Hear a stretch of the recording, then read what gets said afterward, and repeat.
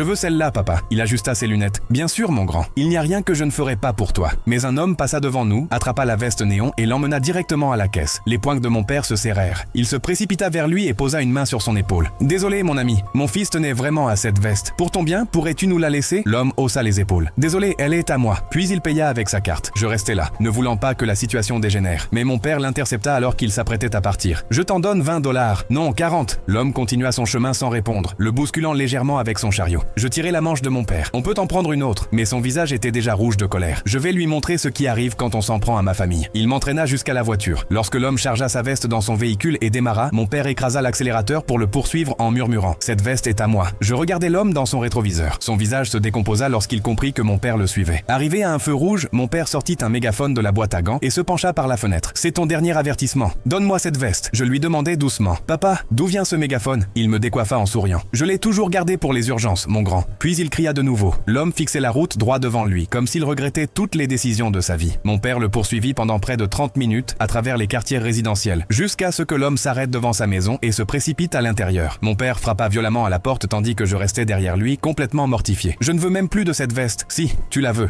Mon père donna un grand coup contre une fenêtre. Tu as 10 secondes pour me remettre cette veste, sinon je casse toutes les vitres de ta maison. Il prit un club de golf dans le coffre et se plaça devant la fenêtre. 10, 9, j'attrapai sa manche, presque en larmes. Papa, s'il te plaît, arrête. 8, 7, il serra encore plus fort le club. La porte s'ouvrit soudain. Tremblant de peur, l'homme me lança la veste rayée néon. Prenez-la, mais ne me faites pas de mal, je vous en supplie. Puis il referma aussitôt la porte. Mon père regarda la veste dans mes bras et son visage redevint immédiatement calme. Tu vois, je t'avais dit qu'il n'y avait rien que je ne ferais pas pour toi. Dans la voiture, il éclata de rire et je n'ai même pas eu à payer un centime. Je devrais faire ça plus souvent. Je ne répondis pas un seul mot.